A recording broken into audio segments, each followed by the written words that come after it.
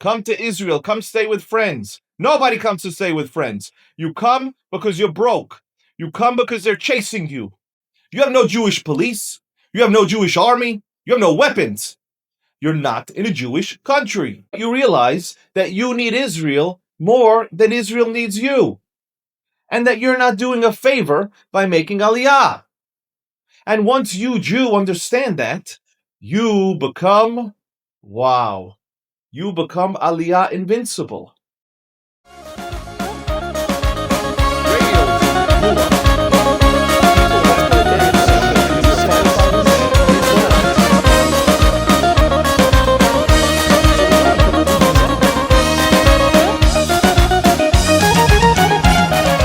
What makes Aliyah successful? When the Goyim are ready to kill you. Again, the drama, the sensationalism? No, incorrect. When have we seen waves of Aliyah? After pogroms, world wars, persecution in the Arab world, anti-Semitism in Europe, particularly in France. 2, when you have no money, like those from Argentina and Russia and the Ukraine and Ethiopia. Now, sadly, in the United States, these two things are imminent. Nobody will be surprised if they start chasing Jews pretty soon. And with the upcoming elections, the looming civil war and the looming economic crisis is obvious. So you just decide which order you want to put these things into. And Jews, you've had your chance to make Aliyah. You've had your reasons. Go support your brothers. Go be part of the redemption. The costs of your private schools are too high. Your intermarriage rate is through the roof. None have worked. Jews have proven that they have no interest in Aliyah. Fine, so how does that give us a successful Aliyah? Well, there's one thing that'll give you a successful Aliyah. You want to guess? Go for it. Learning Hebrew, buying property, working remotely. Wrong. There's one thing, it's called appreciation.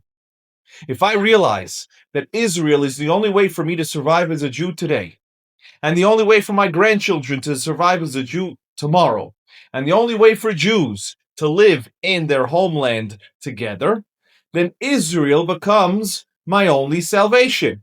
But you realize that you need Israel more than Israel needs you, and that you're not doing a favor by making Aliyah. And once you, Jew, understand that, you become, you become Aliyah invincible. Why? You won't complain by waiting online at the Misrad HaPanim or at the DMV because you know the alternative is a pogrom. And you won't kvetch about cream cheese and watermelon and cucumbers that you had in the old country because you know the alternative is crowds waiting for you in Lakewood, in Muncie, and in Brooklyn. And you won't blog about the Lexus that you left behind because you'll know that you increase the chances of your grandchildren of being Jewish tenfold. Instead, you're going to kiss the ground that saved you. And don't say, why does this guy have to come and try to scare us? You're already scared. You're afraid to go on the subway. You're afraid to wear a yarmulke. You're afraid to speak Hebrew in Times Square. You're afraid to fly an Israeli flag. You're afraid to wear a Magen David. You're afraid to put up a mezuzah. And if you're a Jew in the United States who's not afraid, don't think you're brave. Doesn't make you brave. It makes you clueless. You have no Jewish police. You have no Jewish army. You have no weapons. You're not in a Jewish country. And groups such as Nefesh B'Nefesh and other Aliyah organizations are doing you a huge disservice by not telling you this.